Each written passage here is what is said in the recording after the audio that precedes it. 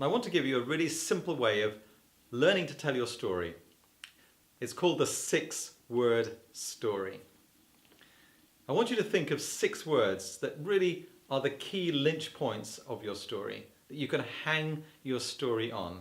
It could be 6 individual words, it could be 3 pairs of words, it could even be 1 sentence. Probably the classic one in the Bible is the blind man that Jesus healed. His story in 6 words, I was blind, now I see. That was his story. For me, I've learned to tell my story around 6 couplets. And those 6 couplets are buried alive, answered prayer, on fire.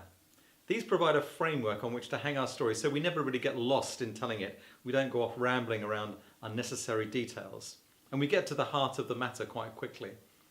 So for example, when I tell my story, somebody asks me something about myself, often there's an opportunity just to respond by saying, tell you what, can I just tell you my story? And I start to tell them, you know, when I was 15, something really amazing happened to me. My sister and I had been digging this massive hole on the beach. It was 6 foot deep. The sand was stacked up to the side. My dad came to take a photo and the sides caved in and we were buried under 100 weights of sand. And that pressure of sand on my chest meant I couldn't breathe, and in a very short few moments I went unconscious.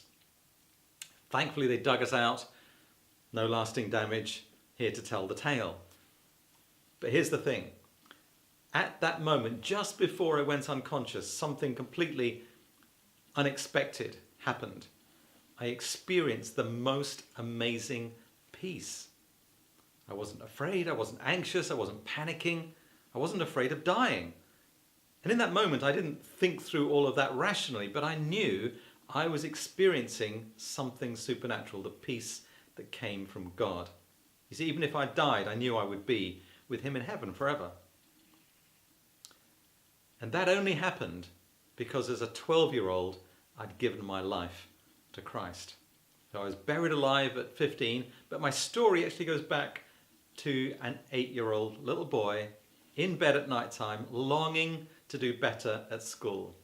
And I prayed to come top of the class, a kind of really selfish 8-year-old prayer.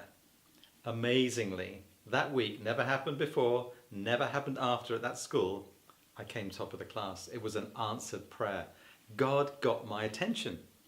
So as a 12-year-old, when I got dragged away to a Christian camp by a friend at school, and I heard the good news about Jesus, that he loved me unconditionally. He had a plan for my life which I could join in with if I wanted to. That he had died on a cross for me so that the things that I'd done wrong could be forgiven. He took that punishment.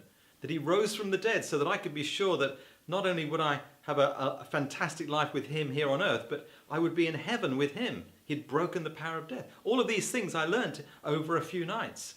And I made that very simple decision to give my life to Christ, to follow him and welcome his Spirit into my life. That's why as a 15-year-old, I experienced that peace.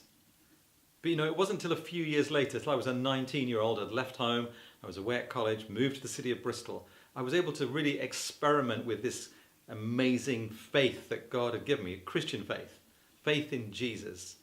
And I began to discover how he got involved in my life in very real ways, how he intervened in supernatural ways. I saw healings, I saw more answers to prayer, I saw other people's lives changing as they met with Christ. It was an amazing adventure. And the best way I can describe it is I was on fire.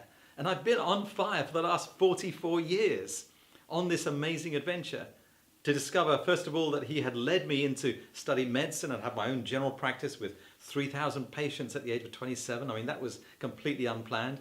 Led me out of general practice into church leadership, which was another whole exciting adventure. And then leaving the city of Bristol, we'd been in for 19 years, to start a new church in Liverpool with a whole bunch of amazing people. And having been there for 27 years with so many different amazing things happening, I can say I have been on fire for 44 years and life's been the most amazing adventure.